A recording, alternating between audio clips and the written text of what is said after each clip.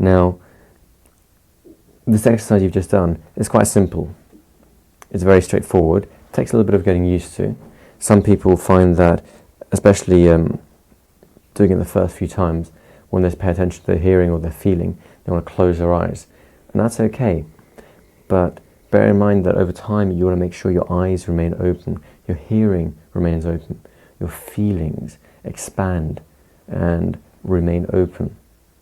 Because in this way you have different sense modalities in which to pick up things from your environment.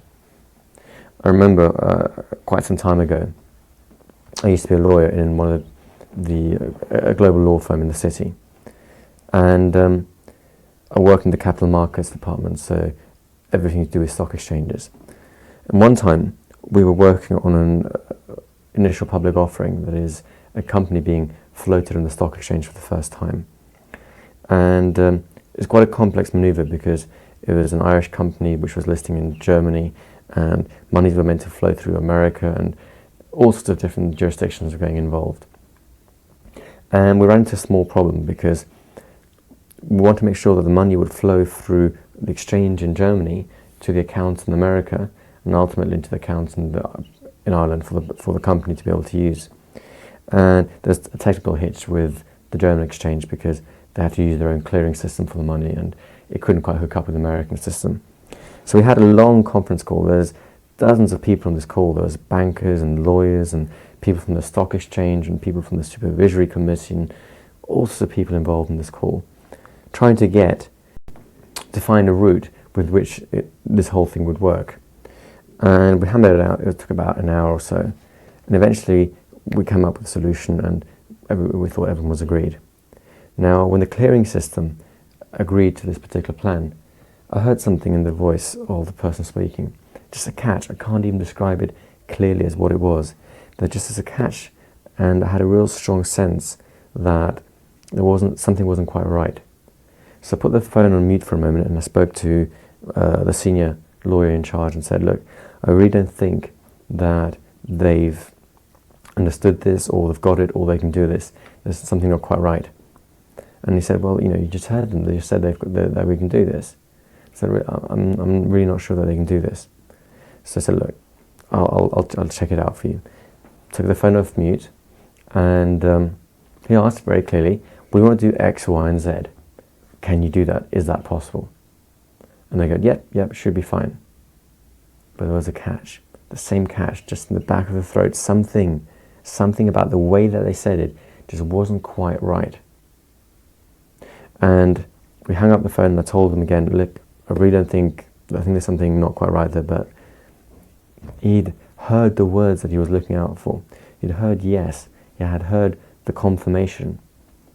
He had missed all the information being given behind the scenes by the quality of the voice, by the way that they were saying it. To cut a long story short, the next morning, on the way back home, it would be up all night finalising documentations. I still had this nagging doubt in the back of my mind. So I thought I might as well use the time and the cab on the way home to call the exchange for one last time to make sure we're okay. I did, and I'm very glad I did, because the moment I talked to them and said, look, we just make sure that the arrangements we made last night are still okay, they turned around quite sheepish and said, actually, no, we can't do that now. We've had a check with our supervisor, and it just isn't possible. And this is about 2 or 3 hours before the company was due to launch on the stock exchange, and no one knew where the money was going to go. Kind of a problem. Now, luckily, I managed to call someone in the office in time to be able to sort out alternative plans, alternative arrangements to make things work out in the end. But the important part of the story is really to understand that the only way I could have checked in with that, the only way I knew something wasn't quite right, is because my hearing had allowed itself to expand to the point where I could pick up on those tiny little shifts in people's tonality that told me something is a little different, something is not quite right here. And that allowed me to explore a little bit deeper and a little bit further, which obviously allowed us to unearth the problem in the first place. And that's where you'll be heading as you do this exercise more and more. Perhaps you'll be sitting in an audience listening to a speaker, and you'll expand your sense of vision and your hearing, your feeling, so you can sense the things that you're hearing the speech, the way that he's presenting it, in much more qualitative ways. Perhaps talking to someone on the phone and decide that you want to really expand your sense of hearing to get a fuller picture of what's going on. Perhaps you're with your friends and in a casual conversation in a bar or in a restaurant, or perhaps at someone's home, you choose to fully engage by expanding your feelings, by expanding your sense of hearing and listening to all the little subtones, perhaps watching for the differences, the shifts in their behavior, perhaps the color changes in their face, pupil dilation in the eyes. The shift of rate of breathing tells you so much about what's going on inside them. When someone breathes differently, they will be feeling differently at the very same time. Over time, you can literally spot where inside their bodies a feeling originates just from the way that they're breathing, or the way their breathing shifts. In time, you'll be able to spot what kind of mental imagery someone's making. You'll be able to see whether someone is making a picture of something far in the distance or up close, whether it's a large picture or a small picture. You'll be able to see where they make this picture inside their mind.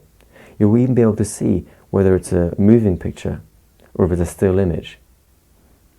All these things come from the ability to open your senses up and read other people very carefully. Now, we call this skill calibration for a very important reason.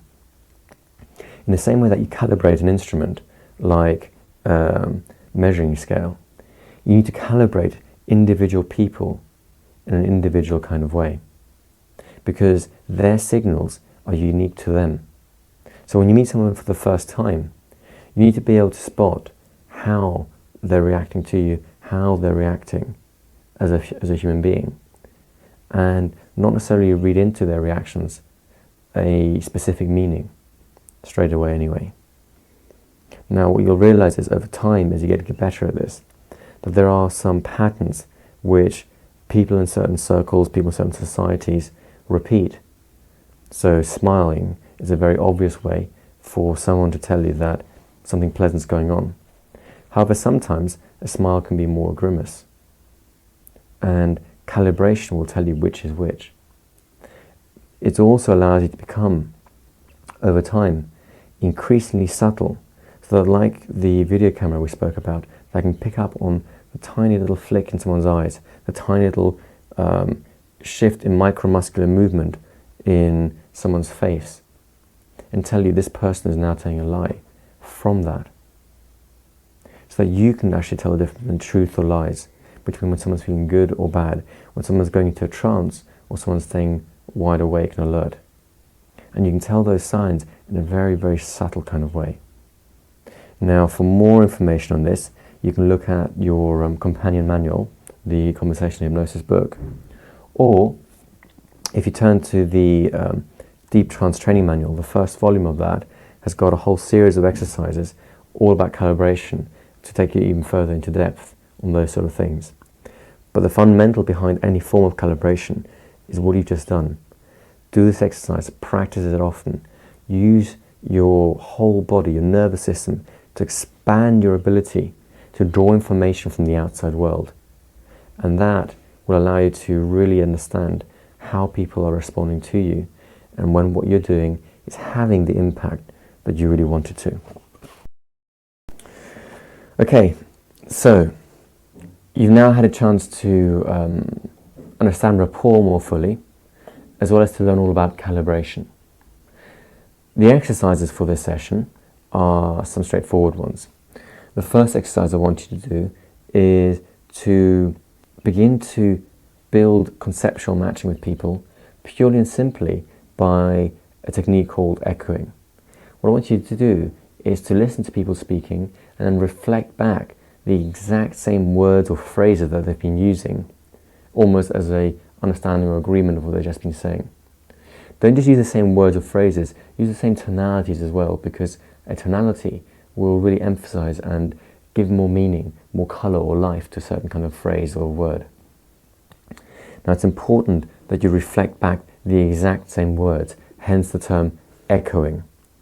What you don't want to do is this idea of active listening, where you take someone's words, You process that inside your own mind and you reflect it back as a different statement, because that will be a different statement and people will respond much more powerfully to you when you actually give them back their own words and phrases and meanings. In a later session, we'll explore that psychology, the reason for that more fully. For the moment, just get used to listening to people's words and reflecting back. Just reflecting back the exact same words, the exact same phrases, and notice how people respond to you in that way. The next exercise is this idea of developing an interest in people. So what I want you to do during normal conversations, when appropriate, just experiment with turning your interest off entirely inside yourself. Just turn off your interest for a moment and notice how people respond differently when you turn that thing off inside yourself. Now remember to turn it back on again afterwards, because otherwise you might start losing friends quite quickly. Not necessarily a good thing. So turn off your rapport and turn it back on again, and notice how people respond to you in different ways when you have a sense of interest or not in what they're saying, what they're doing. The next exercise is to do with your rapport alarm.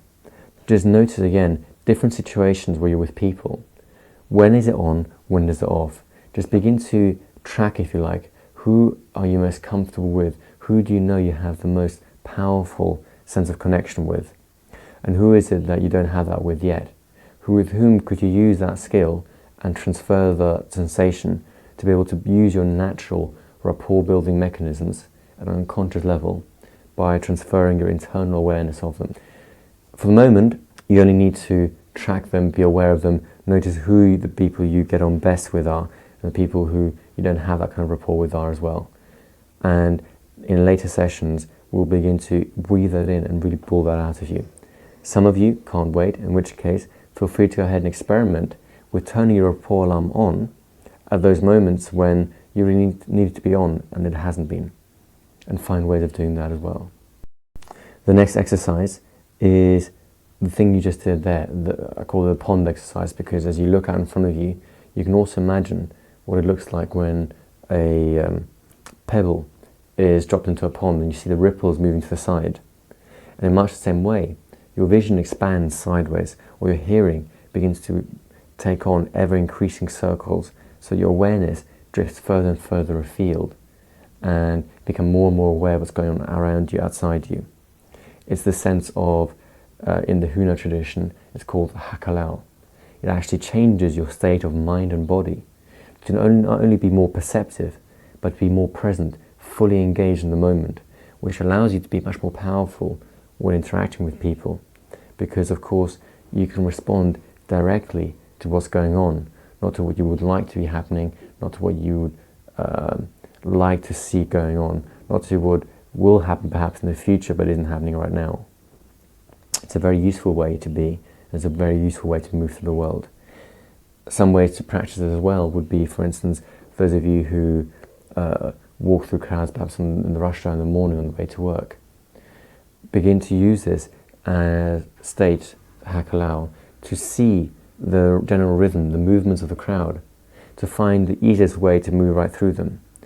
In time, you'll find yourself being able to walk through a crowded room where people are bustling and jostling into each other, and literally not bump into anyone, or almost not bump into anyone, maintaining your normal rate of pace, just because you see the natural openings within the crowd, the natural corridors you can walk down.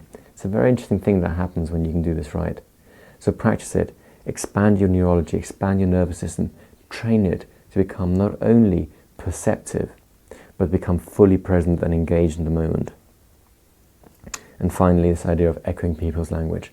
Reflect it back and notice how people come back to you, how they respond, better, same way, different. And remember, every exercise you've done so far still counts. So the exercise from session 1, the idea of asking emotionally laden questions, emotionally directionalized questions, still counts. When you do all that, so your understanding of people, of conversational hypnosis begins to improve. You can not only build powerful rapport, but you can also notice it when people are responding to you. You can notice your successes, which means you know when you're on the right track.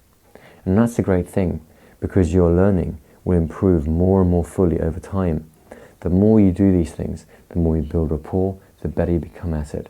The more you expand your perception, practice expanding your senses, the more powerful you become as an individual.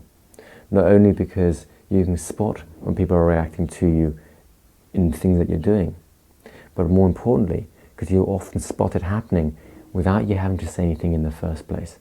And that's when you can do the most eloquent kind of hypnotic interventions, hypnotic processes, because people want to do them already, and you just help them along the path that they've chosen for themselves from the beginning. I've had great fun with you on this session. Thank you very much. I look forward to seeing you on session 3 and taking your hypnotic skills to that next step forward. Until then, goodbye for now.